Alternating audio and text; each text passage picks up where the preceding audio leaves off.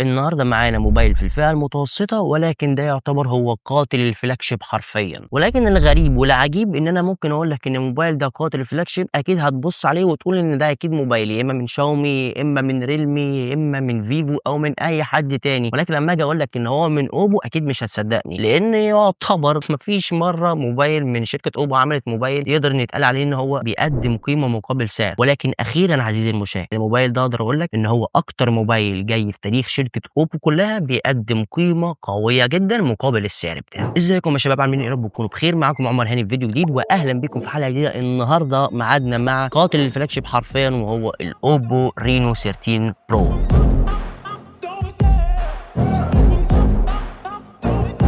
I love the chase and the hunt, and I set the pace when I'm running. I always take what I want and I always give it 100. Don't need a bank, no I'm funded. Play the game like it's nothing. I'm always thankful for something. Don't take for granted, stay humble.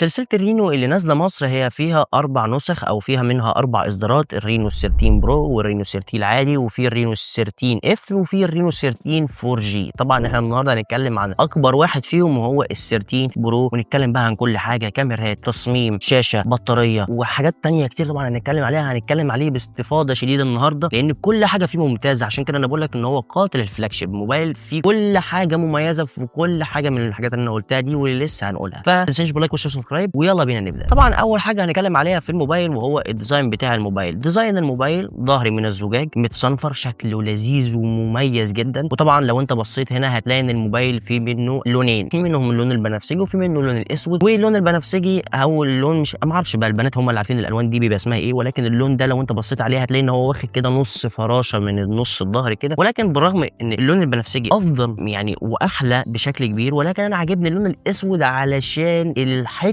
الجلو اللي موجوده في الفريم بتاع الكاميرات محطوط عليها كده اطار تحس ان هو معمول له ستروك كده، او عارف انت في حوار الاستريتور بتعمل ستروك كده، حاجه حافه كده فيها الوان او فيها برواز ملون. الشكل بتاعه مميز قوي، الشكل بتاعه جميل جدا، انا عاجبني قوي ده عشان الحته الجلو دي كمان الصراحه. وهنا اوبو قدرت ان هي تعمل ديزاين مميز قوي الصراحه، جميل جدا. وكمان هو اصلا السمك بتاعه 55 مللي، وكمان الوزن بتاعه 195 جرام، مش تقيل قوي يعني، هو ولا خفيف جدا، ولكن هو حاجه في المتوسط. وكمان هنا الفريم بتاعه من المعدن، هو فلات ولكن هو رفيع جدا، السمك بتاعه خفيف. ولكن الموبايل كمان لو وقع منك مش هيتكسر بسهوله عشان الفريم بتاعه من المعدن، ودي طبعا حاجه كويسه جدا. وطبعا هنا الموبايل لو بصيت عليه من الجنب هتلاقي ان بروز الكاميرات هو هنا طبعا في بروز ولكن مش كبير قوي وتقدر ان انت تغطيه. وطبعا هتلاقي هنا نافذه الكاميرات اللي احنا لسه كنا بنتكلم عليها، وثلاث كاميرات وكمان معاك فلاش معاه. ولكن افضل حاجه موجوده في الموبايل انت ممكن ما تاخدش بالك منها، ولكن لما تيجي تمسك الموبايل لفتره هتلاقي نفسك اللي انت فعلا في حاجه كده مخليه ان الموبايل استخدامه لذيذ، استخدامه سلس، سواء بقى بتعمل سكرول او بتعمل سوايب من فوق لتحت، او مثلا بتقفل تطبيق وبتتنقل منه عن طريق السوايبس زي حوار الايفون، هتلاقي ان الموضوع معاك سلس شويه. وده بسبب ان في كورنرات موجوده في كل حته حوالين الشاشه بتاعه الموبايل، وده اللي مخلي ان انت لما تيجي مثلا تحط الموبايل على ودانك ما تحسش ان في حاجه كده حاده محطوطه على ودانك توجعك، او مثلا وانت ماسك الموبايل لفتره ما تلاقيش ان مثلا في حته حاده كده بتوجع ايدك ما بين هنا وهنا. لا، الكورنرات اللي موجوده في الشاشه مخليه ماسكه الموبايل افضل بكتير. وطبعا هي ممكن تكون حاجه بسيطه، ولكن انت لما تيجي تمسكها هتحس فعلا بفرق كويس. الموبايل هنا لو بصيت عليه هتلاقي هنا مفيش مدخل سماعه 3.5 مللي، وده طبيعي في الفئه بتاعته لان الموبايل مش رخيص بتاتا. ده غير كمان ان ما فيهوش ميموري كارت خارجي، لان الموبايل كمان بيجي ببدايه ال 256 جيجا، يعني الموبايل بيبدا من النسخه دي وعندك لغايه ال1 تيرا. الموبايل كمان هنا بيجي لك بالاي سيم، يعني تقدر ان انت تشتغل فيه في الاي سيم، بما ان هو بقى شغال في مصر اخيرا الحمد لله. وطبعا عندك هنا خاصيه الان اف سي والاي ار سنسور كمان موجوده في الموبايل. تعال بقى نتكلم عن الشاشه بتاعه الموبايل ويا جماله بقى على هذه الشاشه العظيمه. الشاشه هنا يعتبر هي مكتوبه في الموقع بتاعهم ان هي فول اتش دي بلس، ولكن انت لو بصيت هتلاقي ان هي 2800 في 1272 بكسل لكل بوصه. وطبعا يعني دي هي اكتر من فول اتش دي بلس بشويه حلوين، هي المفروض مش فول اتش دي بلس، هي المفروض اكتر من كده. كمان بتيجي بالنوع الاموليد 683 من 100 بوصه 120 هرتز، بتيجي كمان بكسلات 450 بكسل لكل بوصه، رقم ممتاز جدا. بتدعم المليار لون، وكمان فيها الاتش دي ار 10، يعني الشاشه متكامله من كل حاجه. سطوع الشاشه هنا بيوصل لغايه حوالي 1200 نتس، وكمان هنا نسبه استحواذ الشاشه على الحافه الاماميه 93.8% من الاستحواذ. فاحب اقول لك حاجه، الحواف اللي موجوده هنا في الشاشه بتاعت الموبايل هي اقل من الموجوده في الايفون 16 برو ماكس. الموبايل ده الحواف بتاعته اقل من الايفون، فالموبايل ده شاشته ممتازه. كل حاجه ما اقدرش اقول لك عليها غير ان هي ممتازه. والموبايل كمان بيجي لك بطبقه حمايه من كورنينج جوريلا جلاس 7 اي عشان يقدر ان هو ما يحصلوش اي حاجه لو وقع منك. ده غير كمان طبعا ان هو بيجي بالاطار المعدني اللي انا قلت لك عليه ان هو بيستحمل وكده والحاجات دي كلها، وطبعا هو محطوط معاه طبقه حمايه زياده. وطبعا هنا تقدر تتحكم في درجه الالوان من الاعدادات من جوه، عايز انت تكون فاقعه ولا بالانس ولا زي ما انت عايز تختار. ولكن الالوان ممتازه، الالوان سواء بقى هتختار اي مود من المودز اللي موجوده عندك كلها شكلها لذيذ وتحفه جدا. الالوان مميزه جدا وما عنديش فيها اي غلطه، هي مميزه جدا. كونتراست، شاربنس، ساتوريشن، كل حاجه فيها موجوده بامتياز وحلوه جدا. الشاشه دي من افضل الشاشات اللي موجوده في الفئه بتاعته. طبعا هنا طبعا عندك كماليات بقى مع الشاشه عشان تاخد مثلا تجربه كويسه جدا. كمان عندك هنا الصوت ستيريو سبيكر، بيجي كمان هنا فوليو بوستد لغايه 300%.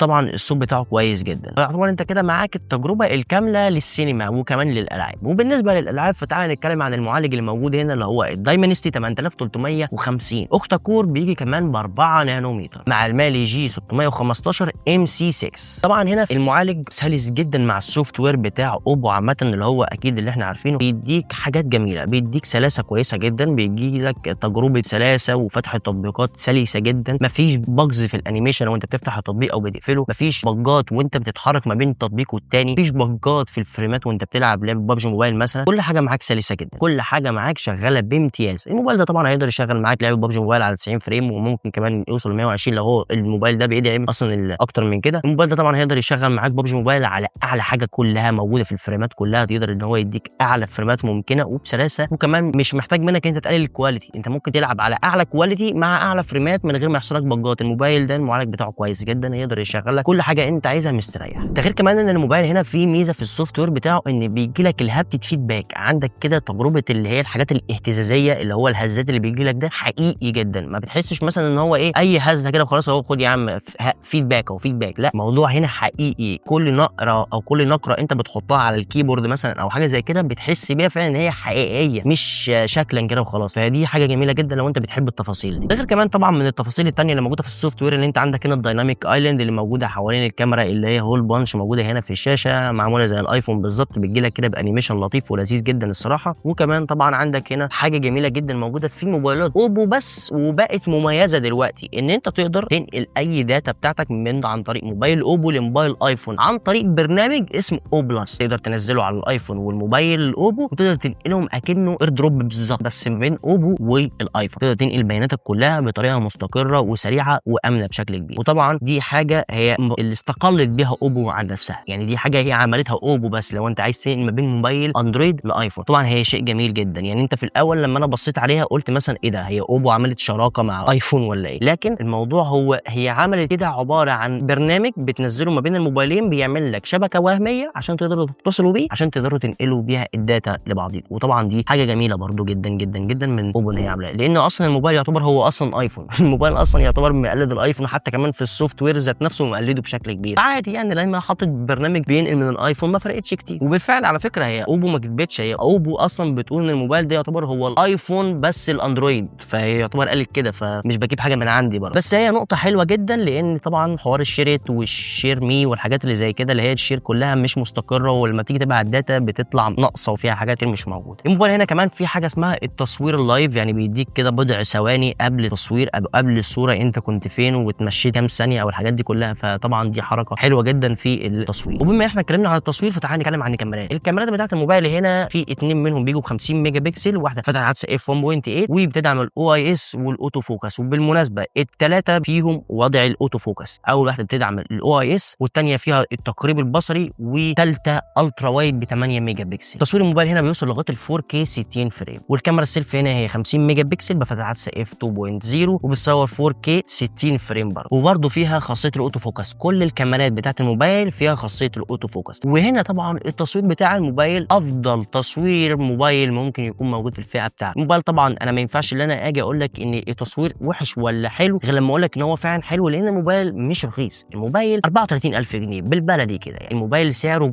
غالي جدا. وطبعا دي للنسخ المتوسطه، المتوسطه اللي هي النسخه ال 512 12 جيجا رام، دي النسخه المتوسطه. في 256 جيجا 12 جيجا رام، وفي النسخه ال1 تيرا 16 جيجا رام، ودي النسخه المتوسطه 34. فطبعا الموبايل انا ما ينفعش ان انا اجي اقول لك ان في حته ممكن نتغاضى عنها، لا، الموبايل ده المفروض انت ما تتغاضاش عن اي حاجه. فبالنسبه لي لازم اقول لك على كل حاجه في التصوير مميز. التصوير هنا مميز جدا، الوان تحفه، تصوير تحفه، مفيش مثلا صوره تاخدها مره تحس ان هي في حته كده ضربت منها السما مثلا والسحاب ضاربين فعامل لك اضاءه لايت عاليه. التصوير هنا مميز جدا سواء في السيلفي ولا الكاميرا العاديه. البورتريه هنا كمان ممتاز جدا، بيتعمل بالسوفت وير بطريقه ممتازه. طبعا غير كمان السوفت وير ان انت اصلا هنا كمان في الاي اي يقدر ان هو يغير لك في الباك جراوند، يشيل لك حد في الباك جراوند. وطبعا التصوير بتاع الموبايل ده السكين تون بتاع السيلفي عاجبني، يعني هو حلو، بس انا بحب الالوان تبقى فيها احمرار سن. انا كعمر انا بحب ان الكاميرا السيلفي يكون السكين تون فيها احمرار سنه، تحس ان الدنيا حيه اكتر، ودي ذوق شخصي الصراحه. ولكن طبعا التصوير بتاع الكاميرا السيلفي ممتاز، ما عنديش اي فيه مشكله. ولكن المشكله الوحيده فتحه العدسه اف 2.0 اللي انتوا بتقعدوا تحطوها في كل كاميرات السيلفي دي، لو كانت اوسع شويه كانت هتبقى افضل بكتير. لكن طبعا الموبايل كمان بيصور لك تصوير 4K 60 فريم على السيلفي والخلفيه، فطبعا دي حاجه برده طبعا مميزه جدا. تعال بقى نتكلم عن اخر حاجه معانا في الموبايل وهي البطاريه. الموبايل ده بيجي لك ببطاريه 5800 ملي امبير. الموبايل ده طبعا البطاريه بتاعته حوار، دي خلاص داخله على 6000. طبعا بطاريه قويه جدا ومتينه جدا، بيقدر يشحن كمان بسرعه 80 واط وشحن لاسلكي 50 واط، وطبعا الشحن بتاعه سريع جدا وموجود في العلبه. وبس كده. اخر حاجه بقى اللي احنا اتكلمنا عنها سعر الموبايل، اللي هو يعتبر بيجي ب 35000 جنيه، يعتبر هو 4000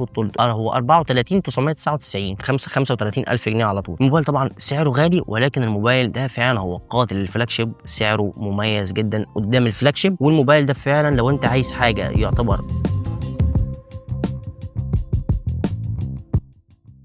عشان الموبايل ده فعلا هو بدون عيوب لغايه دلوقتي. وبس كده، يا رب يكون الفيديو عجبكم، ما تنسونوش باللايك والسبسكرايب. كان معاكم عمر هاني، استنوني فيديوهات تانية كتير، وفي امان الله.